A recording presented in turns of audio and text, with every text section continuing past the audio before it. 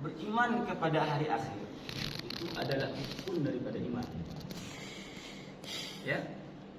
Batal keimanan seseorang kalau dia tidak mempercayai adanya akhir daripada dunia ini. Nah, nanti Allah jelaskan itu. Bagaimana awal akhir daripada dunia itu. Nah, jadi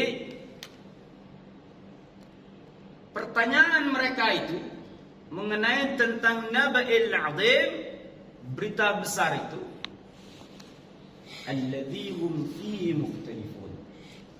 Mereka itu atau orang-orang fihi di dalam mempercayai berita itu mukhtalifun, berbeda, saling berbeda,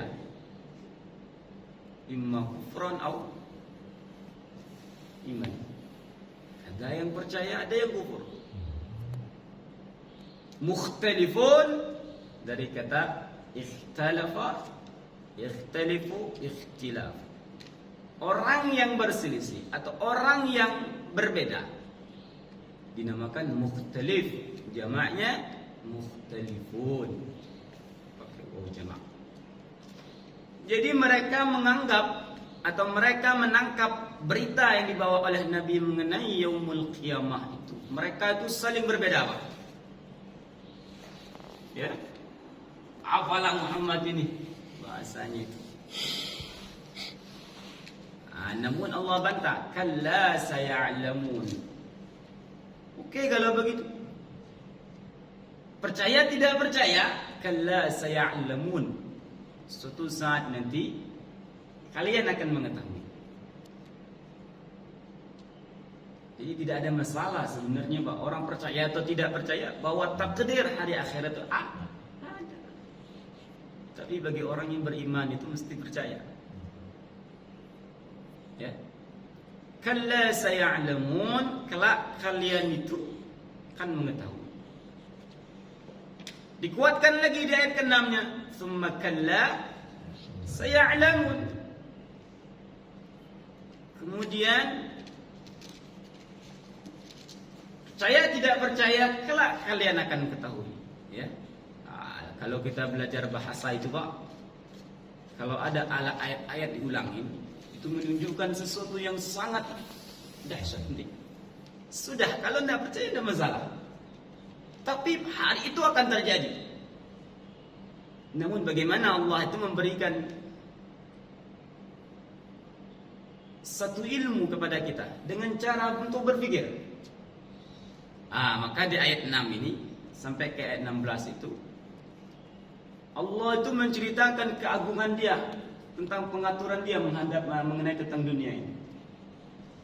Bahasa gampangnya, Allah saja mengatur dunia ini mudah, apalagi untuk menghancurkannya. Ya, begitu. Maka di ayat 6 ini Allah menjelaskan, alam naj'alil arda mihada. Bukankah kami menjadikan bumi itu sebagai hamparan?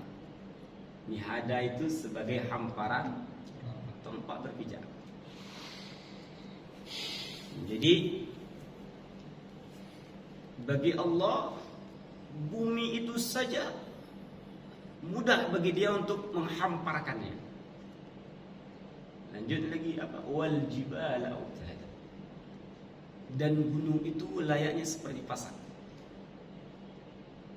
Jadi kalau kita belajar biologi itu, bumi ini sebenarnya yang menjadi kokoh itu karena gunung.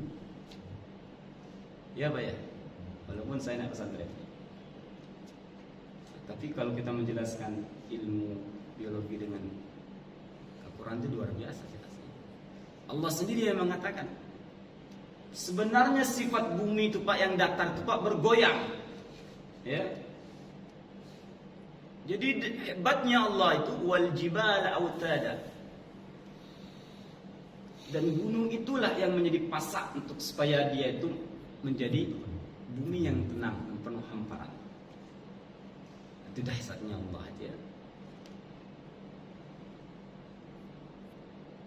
Itu Allah menjelaskan tempat tinggal kita di dunia ini. Alam naj'alil arda mihada wal jibala autada. Bukankah kami menjadikan bumi ini yang kalian tinggal ini sebagai hamparan yang luas, tempat kalian bercocok tanam, tempat kalian untuk kerja dan sebagainya, mencari kehidupan. Ingat, wal jibala autada. Bumi itu sebenarnya bergoyang, tapi dikokohkan Allah dengan gunung-gunung. Pasak-pasak menjadi batu itu. Bahasanya itu jadi pondasi yang kuat itu karena ada gunung. Allah menceritakan wa khalaqnakum azwaja di ayat ke-8-nya. Dan kami menjadikan kalian itu berpasang-pasangan.